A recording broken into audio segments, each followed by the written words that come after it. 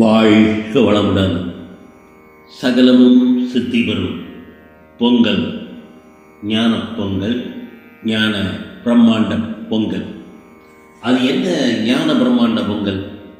அதாவது விவசாயிகளுக்கும் விவசாய பொருள்களுக்கும் நெல்மணிகளுக்கும் உழவு மாடுகளுக்கும் நன்றிகள் தெரிவிப்பது பொங்கல்.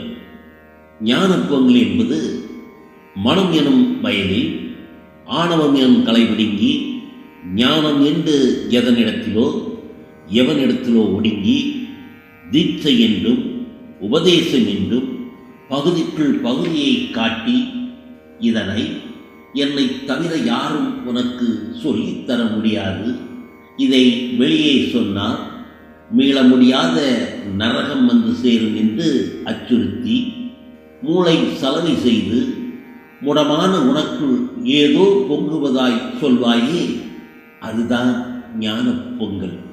ஞான பிரம்மாண்ட திருப்பொங்கல் என்பது என்னவென்று பார்த்தோமேனால், மகா பிரபஞ்சமே அகண்டகார பேரண்ட பெரும் பானை, அதற்குள் ஏகமாய் இருப்பதே ஆதிஸ்ருதி. அங்கே திருவடி என்பதும் திருவடி தீட்சை, திருவடி புகழ்ச்சி, பாத பூஜை என்ற மாயா நாடகம் இல்லை. அறிவாகவும் அசைவாகவும் திருவடி உள்ளதென்ற ஆணவ மாயா கர்ம சம்ஹாரமே மும்மலமற்ற நிர்மல அமல பொங்கல். பாதமற்ற பாதமான ஏகபாதமே ஞான பிரம்மாண்டமான திரு பொங்கல். கற்றதை எரி, பெற்றதை விடு, இதுதான் போகி. போகி இல்லாமல் பொங்கல் இல்லை, பொங்கல் இல்லாமல் பிரபஞ்சமே இல்லை. இதனை நீ வைக்க வேண்டாம் மகனே. பொங்கி வெளிப்பட்டு கொண்டே இருக்கும் பிரம்மாண்டத்தின் பேரறிவான ஞான அசலை உணர்வதே ஞான பிரம்மாண்ட பொங்கல். இந்த ஜென்ம லாபம் அனைவருக்கும் வாய்த்திட ஆனந்தமான ஞான பிரம்மாண்ட பொங்கல் திருநாள் வாழ்த்துக்கள். வாழ்க வளமுடன்.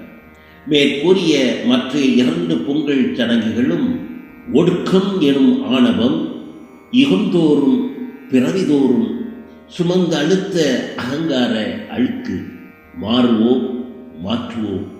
ஒடுக்கம் தவிப்பதே ஓங்குதலுக்கான ஞான பிரம்மாண்ட திரு பொங்கல். பொங்கல் வைப்பதல்ல பொங்கல், பொங்கிக் கொண்டே இருப்பதை உணர்வது. உணர்ந்தால் சகலமும் சித்தி வரும். வாழ்க வளமுடன்.